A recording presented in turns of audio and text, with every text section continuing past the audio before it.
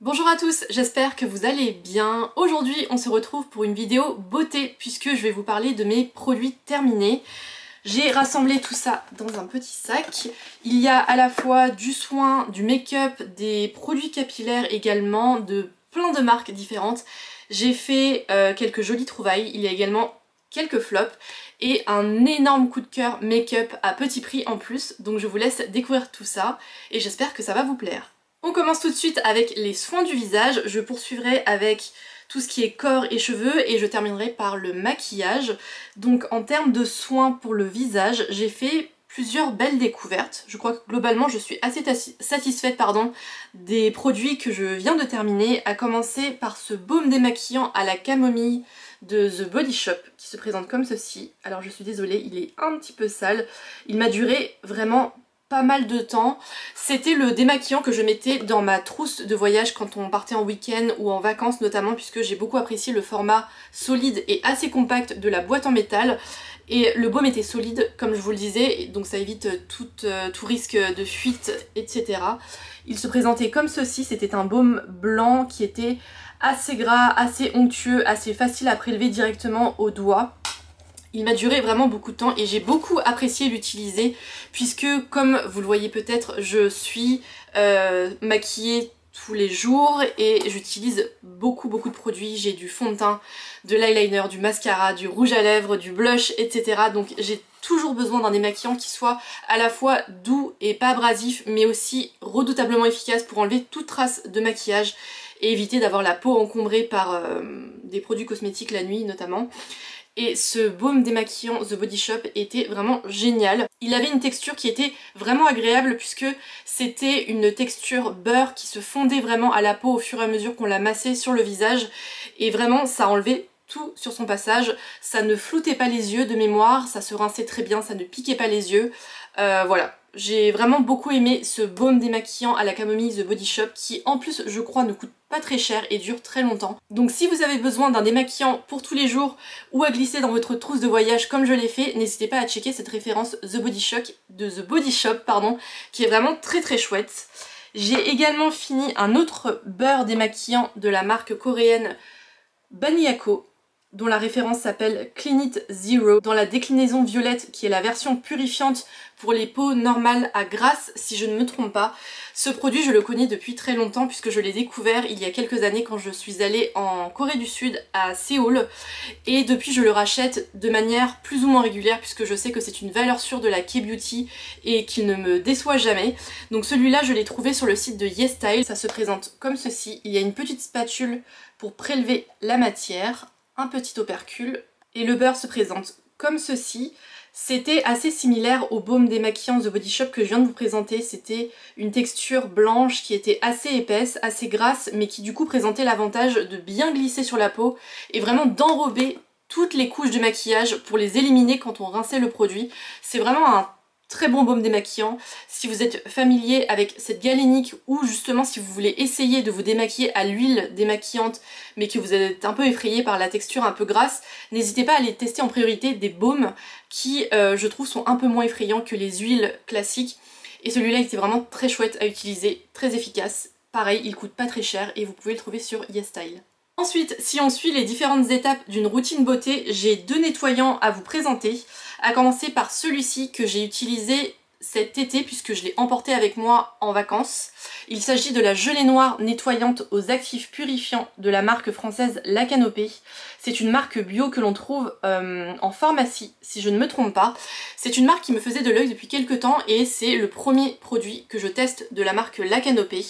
C'était une gelée noire nettoyante, elle était noire parce qu'il y avait du charbon à l'intérieur, il y avait également de l'arbre à thé et du citron, la composition était 100% d'origine naturelle et ma foi, je suis un peu mitigée sur ce nettoyant dans le sens où il était très efficace sur ma peau mixte, mais j'ai pas ressenti énormément de plaisir à l'utilisation dans le sens où quand j'entends les termes gelée, nettoyante, je pense à une texture qui se tient un minimum, qui ressemble à une gelée, à un gel que l'on peut masser et émulsionner sur la peau.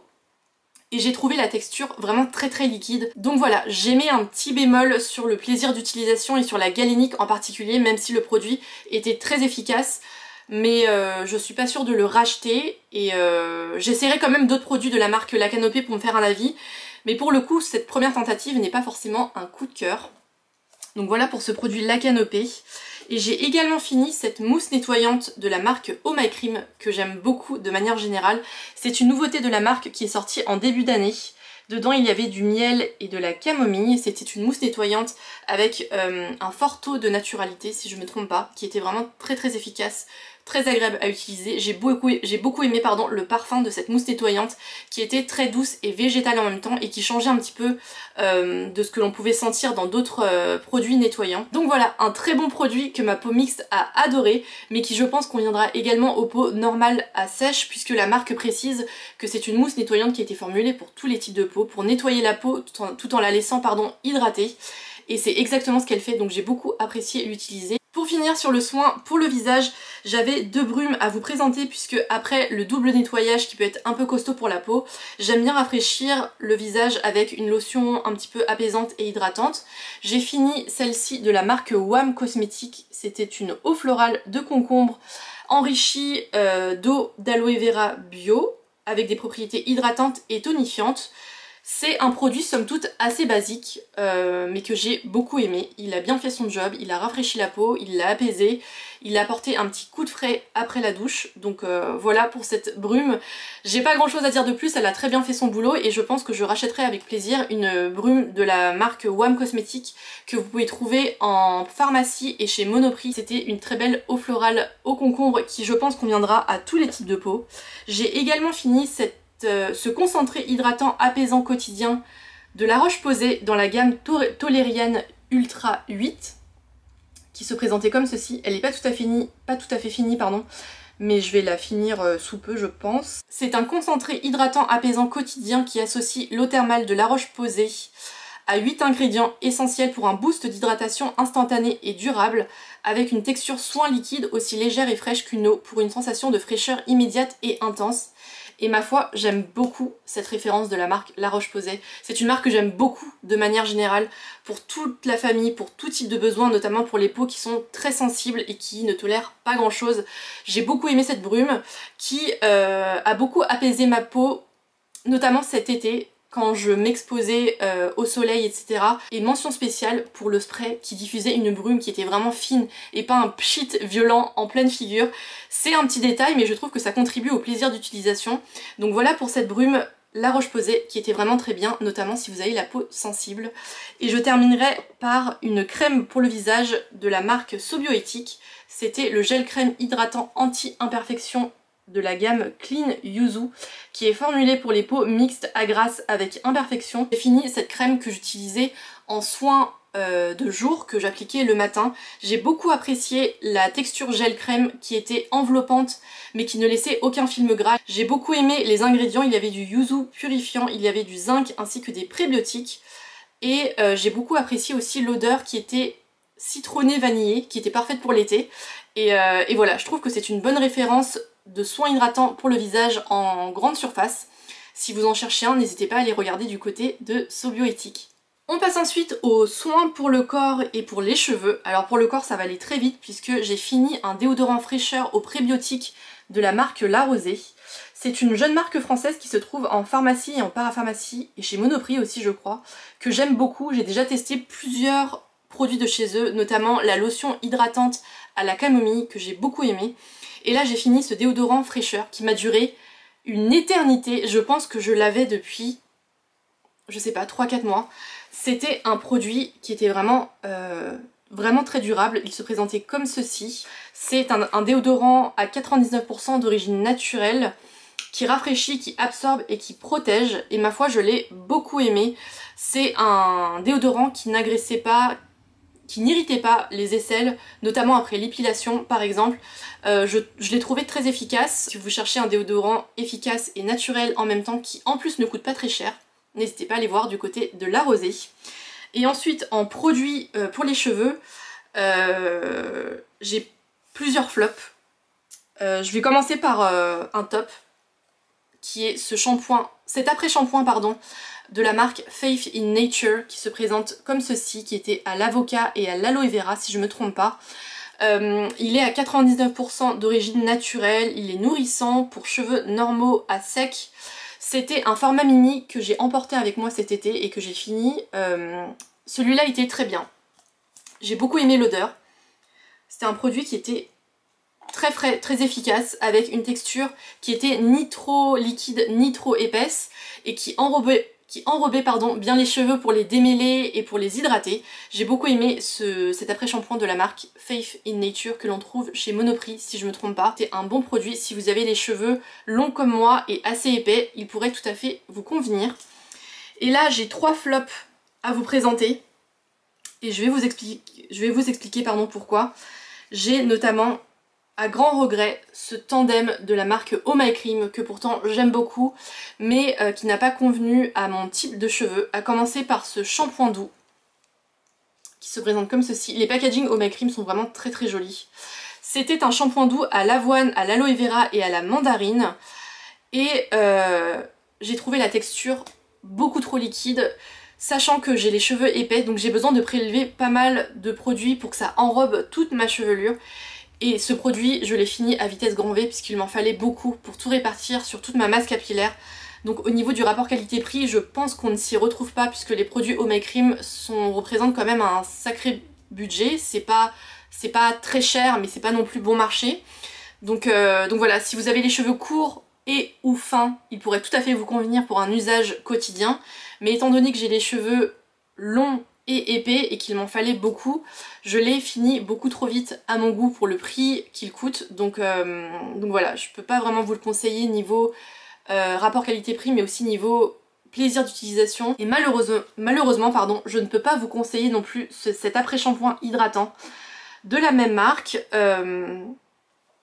qui contenait du coco et de l'aloe vera.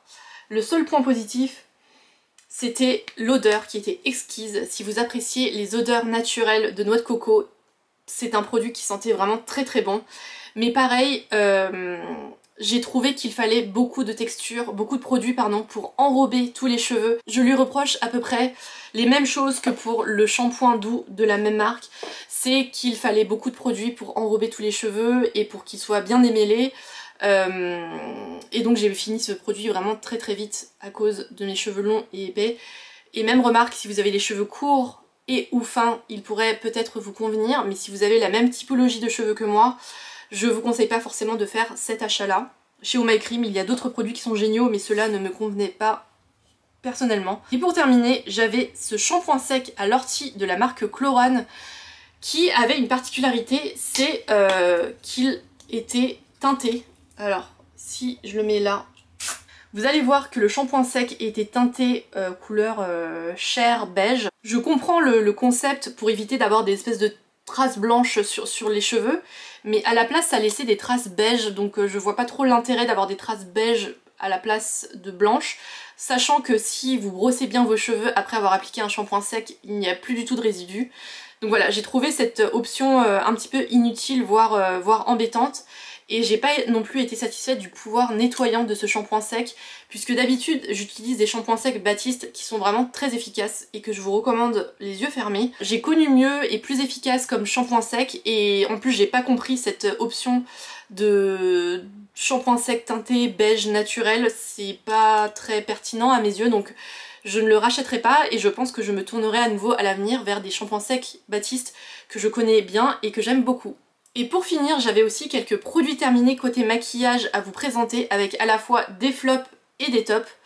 On va commencer par cette base pour les paupières Shadow Insurance de la marque Too Faced que j'ai fini après l'avoir utilisé je pense pendant au moins 2 ans. Alors je sais qu'on ne garde pas les produits cosmétiques aussi longtemps, mais dans le sens où il a été bien conservé et qu'il n'a pas changé d'odeur, ni de texture, ni de couleur, etc. Je me suis permis de le finir et il m'a duré du coup très très longtemps. C'est une base que j'adore, j'ai testé beaucoup de bases à paupières, j'ai testé celle d'Urban Decay, celle de NARS, celle de Sephora aussi je crois, et celle de Too Faced. garde ma préférence dans le sens où elle fait très bien son boulot sans irriter la peau, avec une texture qui est vraiment très fine, qui se travaille au doigt, qui s'applique très facilement. Donc voilà pour cette base à paupières. Si vous en cherchez une, pardon, je vous recommande celle-ci, les yeux fermés.